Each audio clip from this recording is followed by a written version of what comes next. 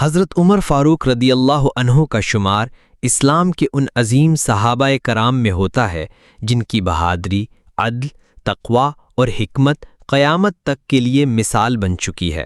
آپ خلیفہ دوم تھے اور آپ کا دور خلافت اسلامی تاریخ کا سنہرا باب کہلاتا ہے۔ حضرت عمر رضی اللہ اسلام لانے سے پہلے سخت مزاج، غیرت مند اور بہادر انسان تھے، لیکن جب قرآن کی تلاوت سنی تو دل میں ہدایت کا چراغ جل اٹھا، اور وہی عمر جو رسول اللہ صلی اللہ علیہ وسلم کے سخت مخالف تھے، آپ کے جانثار بن گئے۔ اسلام قبول کرنے کے بعد حضرت عمر رضی اللہ نے دین اسلام کی خدمت میں اپنی جان، مال، وقت سب کچھ لگا دیا۔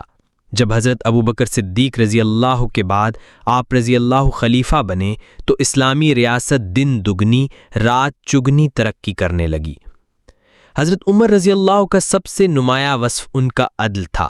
آپ سب کے لیے ایک جیسا قانون رکھتے تھے، چاہے وہ امیر ہو یا غریب، عرب ہو یا غیر عرب، مسلمان ہو یا غیر مسلم۔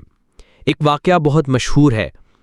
ایک دن حضرت عمر مدینے کے بازار میں گشت کر رہے تھے کہ ایک شخص شکایت لے کر آیا کہ ایک امیر شخص نے اس کی زمین پر قبضہ کر لیا ہے۔ حضرت عمر نے فوراً اس امیر شخص کو بلایا، بغیر کسی تعارف یا لحاظ کے کہا، اگر تم نے کسی مظلوم کی زمین چھینی ہے تو یاد رکھو عمر تمہیں نہیں چھوڑے گا۔ اس شخص نے وضاحت دی، مگر حضرت عمر نے مکمل تحقیق کے بعد فیصلہ دیا اور مظلوم کو اس کی زمین واپس دلوائی۔ سب حیران رہ گئے کہ خلیفہ وقت خود انصاف کر رہا ہے اور کسی کی دولت یا رتبے کا اثر نہیں لے رہا۔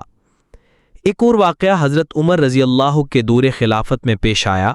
مصر کا ایک قبطی نوجوان دوڑ کے مقابلے میں حضرت عمرو بن عاص کے بیٹے سے جیت گیا۔ حضرت عمرو کا بیٹا ناراض ہوا اور قبطی نوجوان کو مارا۔ قبطی نے شکایت مدینہ بھیجی۔ حضرت عمر نے دونوں کو مدینہ بلایا۔